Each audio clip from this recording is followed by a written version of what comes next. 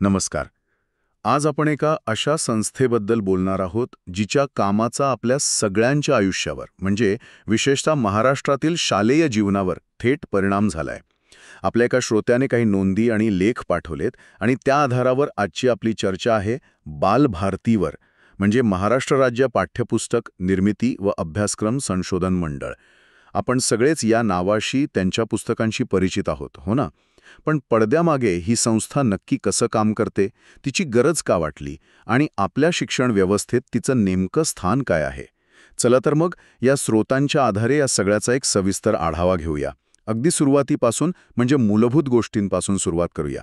या संस्थेचं वर्णन स्रोत्यांमध्ये सापडतं ते असं की महाराष्ट्र शासनाच्या शालेय शिक्षण विभागाअंतर्गत कार्यरत असलेली स्वायत्त संस्था.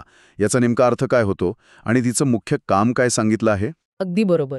स्वायत्त संस्था म्हणजे कसं की तिला तिच्या रोजच्या कामांमध्ये आणि खास करून पाठ्यपुस्तकं बनवताना किंवा त्याच्याशी संबंधित निर्णय घेताना बऱ्यापैकी स्वातंत्र्य असतं, जरी ती शासनाच्या अखत्यारीत असली तरी. आणि मुख्य कामाबद्दल बोलायचं झालं तर स्रोतांमध्ये एकदम स्पष्ट म्हटलं आहे की बालवर्ग ते अगदी 12वी पर्यंतच्या मुलांसाठी पुस्तकं तयार करणं. एवढंच नाही तर शिक्षकांना शिकवायला मदत व्हावी म्हणून हस्तपुस्तिका बनवणं आणि बाकीचं जे पूरक शैक्षणिक साहित्य लागतं ते तयार करणं हे तिचं प्राथमिक काम आहे. पण थांबत नाही इथे. हे सगळं साहित्य उत्तम दर्जाचं छापून आणि महत्त्वाचं म्हणजे वाजवी दरात, म्हणजे परवडणाऱ्या किमतीत विद्यार्थ्यांपर्यंत वेळेवर पोहोचवणं ही जबाबदारी सुद्धा बालभारतीचीच आहे. संस्थेचं मुख्य ऑफिस पुण्यात आहे, हेही स्रोतांमध्ये आहे. अच्छा अच्छा, म्हणजे फक्त पुस्तकं बनवणं नाही तर ती व्यवस्थितपणे मुलांपर्यंत पोहोचवणं हे सुद्धा तितकंच महत्त्वाचं काम झालं. पण मुळात अशी वेगळी संस्था काढायची गरजच का पडली असेल? म्हणजे स्वातंत्र्यानंतर लगेच काय परिस्थिती होती? हो, हा खूप महत्त्वाचा मुद्दा आहे आणि आपल्या सोर्सेसमध्ये त्याची पार्श्वभूमी दिलीय. स्वातंत्र्यानंतर सुरुवातीला कसं होतं की शाळेची पुस्तकं मुख्यत्वे करून खाजगी प्रकाशक तयार करायचे. आता याच बऱ्याच अडचणी होत्या बरं का. अच्छा, कोणत्या प्रकारच्या?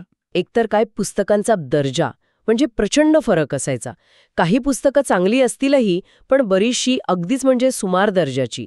दुसरं म्हणजे या खाजगी पुस्तकांच्या किमती खूप जास्त असायच्या, त्यामुळे सामान्य कुटुंबांना ती घेणं परवडायचं नाही. आणि तिसरी मोठी अडचण म्हणजे ही पुस्तकं वेळेवर बाजारात येतीलच याची काही खात्री नसायची. अनेकदा शाळा सुरू होऊन महिना झाला तरी पुस्तकं नाहीत, अशी परिस्थिती असायची. विचार करा, याचा मुलांच्या शिक्षणावर किती गंभीर परिणाम होत असेल. खरंय, म्हणजे गुणवत्ता, किंमत, उपलब्धता तिन्ही आघाड्यावर प्रश्न होते. मग यावर काहीतरी तोडगा काढणं गरजेचं होतं. बरोबर. आणि इथेच मग 1966 सालचा कोठारी शिक्षण आयोग येतो. त्याची भूमिका खूप महत्त्वाची ठरली, ज्याचा उल्लेख आपल्या स्रोतांमध्ये आहे. या आयोगानं काय केलं तर देशभरातल्या शिक्षण व्यवस्थेचा खूप खोल अभ्यास केला आणि जी पाठ्यपुस्तकांची समस्या होती ना, त्याची त्यांनी गंभीर दखल घेतली. आयोगाच्या लक्षात आलं की शिक्षणासारख्या महत्त्वाच्या गोष्टीसाठी आपण पूर्णपणे खाजगी प्रकाशकांवर अवलंबून नाही राहू शकत.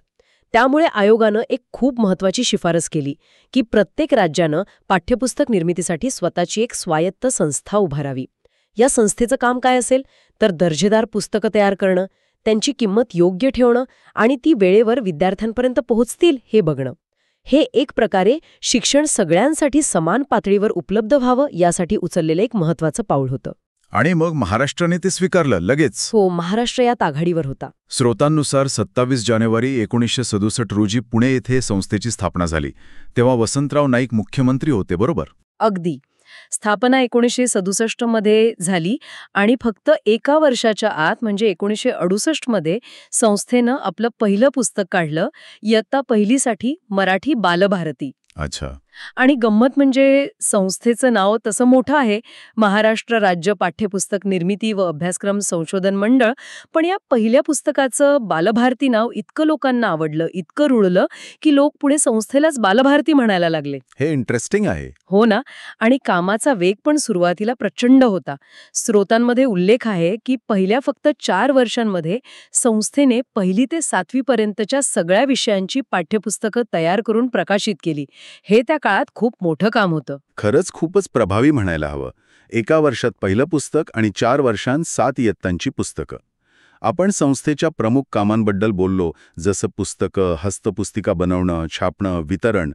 याशिवाय अजून कोणती महत्वाची कामं बालभारती करते ज्यांचा उल्लेख स्रोतांमध्ये आहे? या मूळ कामांव्यतिरिक्त पण बरीच महत्वाची कामं आहेत. एक म्हणजे अभ्यासक्रमात काळानुसार बदल करायला लागतो. त्यासाठी संशोधन करणं. शिक्षण काही थांबलेलं नसतं, ते बदलत राहतं. त्यामुळे अभ्यासक्रम आणि पुस्तकं सतत अपडेटेड ठेवावी लागतात. त्यासाठी बालभारतीमध्ये एक संशोधन विभाग आहे, जो हे काम करतो. दुसरं महत्वाचं काम म्हणजे फक्त माहिती देणारी पुस्तकं न बनवता मुलांमध्ये सर्जनशीलता म्हणजे क्रिएटिव्हिटी किंवा चिकित्सक विचार म्हणजे क्रिटिकल थिंकिंग आणि संकल्पना नीट समजून घेण्याची क्षमता या गोष्टी कशा वाढतील यावर लक्ष देणं. म्हणजे ती घोकंपट्टीची पद्धत असते ना, त्याला कुठेतरी फाटा देण्याचा प्रयत्न. आणि छापील पुस्तकांव्यतिरिक्त अजून काही डिजिटल वगैरे? नक्कीच. स्रोतांमध्ये किशोर मासिकाचा उल्लेख आहे. बालभारती ते प्रकाशित करते. मला वाटतं आपल्यापैकी अनेक जण ते वाचत मोठे झाले असतील. ते मासिक म्हणजे अनेक पिढ्यांसाठी वाचनाची आणि ज्ञानाची आवड निर्माण करणारं ठरलंय. याशिवाय वेगवेगळे शब्दकोश आणि दुसरं पूरक वाचनाचं साहित्य पण बालभारती प्रकाशित करते. आणि हो, तुम्ही डिजिटलचं म्हणालात, ते खूप महत्वाचं आहे आता. बालभारतीने बालभारती नावाचा उपक्रम सुरू केलाय. यातून त्यांची सगळी पाठ्यपुस्तकं डिजिटल फॉर्ममध्ये आणि महत्वाचं म्हणजे मोफत त्यांच्या वेबसाईटवर आणि ॲपवर उपलब्ध आहेत.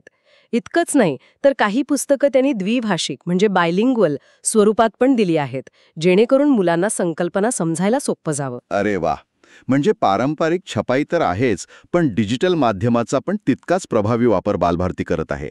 त्यांच्या वितरणाबद्दल काही माहिती आहे का स्रोतांमध्ये? म्हणजे ही पुस्तकं राज्यभर पोचतात कशी आणि काही सवलत वगैरे असते का शाळांना? हो, वितरणाची त्यांची एक मोठी सिस्टीम आहे. मुख्य ऑफिस पुण्यात असलं तरी पुणे, नागपूर, मुंबईत, गोरेगाव आणि छत्रपती संभाजीनगर इथे संस्थेची मोठी विभागीय पुस्तक भांडारं आणि वितरण केंद्र आहेत. या सेंटर्समधनं पुस्तकं राज्यभरातल्या शाळांपर्यंत आणि पुस्तक विक्रेत्यांपर्यंत पोहोचवली जातात.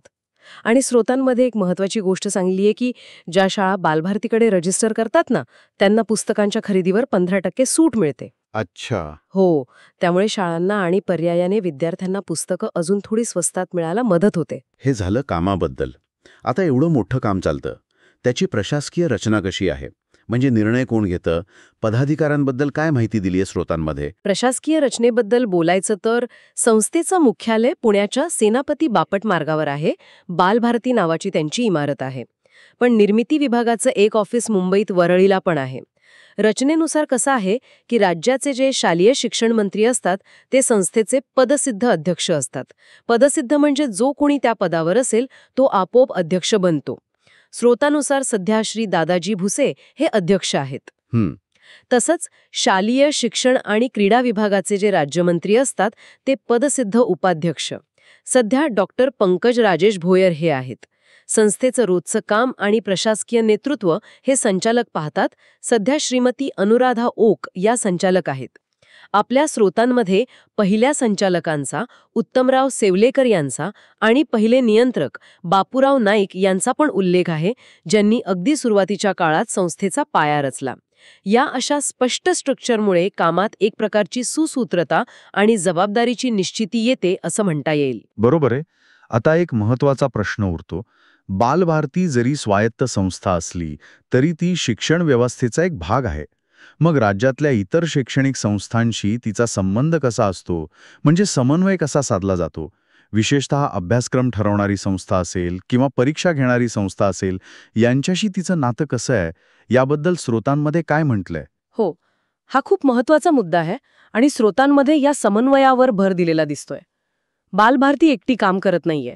तिचा 3 मुख्य संस्थांशी अगदी जवळचा संबंध येतो. पहिली आणि सगळ्यात महत्वाची संस्था म्हणजे MSCERT, म्हणजे राज्य शैक्षणिक संशोधन व प्रशिक्षण परिषद. यांचं पण ऑफिस पुण्यातच आहे. आता इथे एक छोटा पण महत्वाचा फरक लक्षात घ्यायला हवा. काय फरक?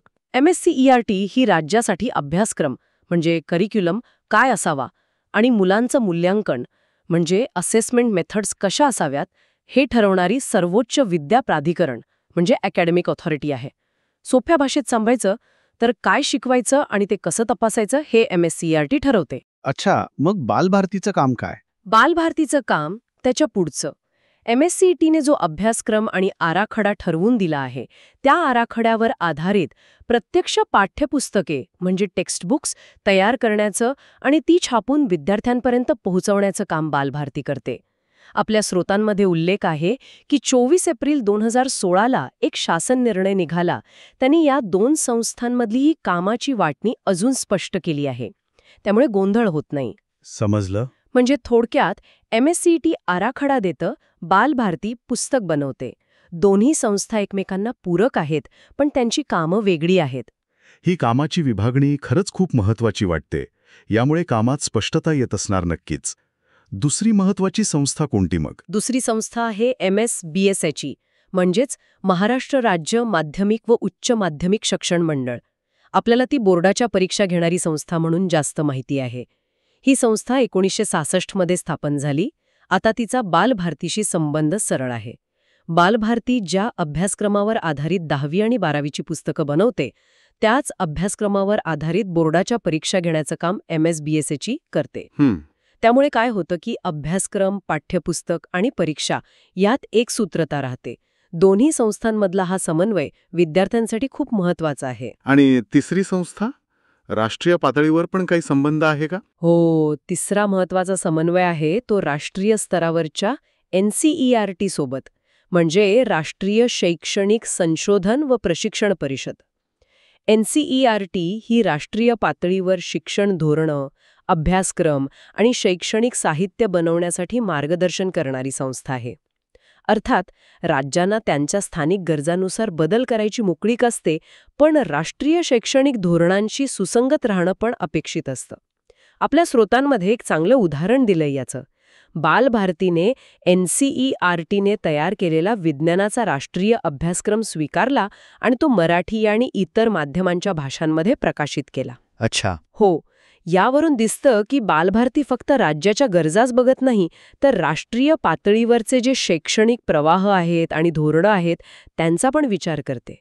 हा समन्वय खूप गरजेचा आहे राष्ट्रीय आणि स्थानिक गरजांमध्ये बॅलन्स साधण्यासाठी. म्हणजे बालभारती ही फक्त पुस्तकं छापणारी संस्था नाहीये, तर राज्याच्या आणि काही प्रमाणात राष्ट्रीय शिक्षण व्यवस्थेतला एक महत्वाचा दुवा आहे असं म्हणायला हरकत नाही. तिचा MSSCERT सोबत अभ्यासक्रमावर आधारित पुस्तकं बनवण्यासाठी, MSBSHSC सोबत परीक्षेसाठी लागणाऱ्या पुस्तकांसाठी आणि NCERT सोबत राष्ट्रीय धोरणांशी जुळवून घेण्यासाठी समन्वय आहे. अगदी बरोबर.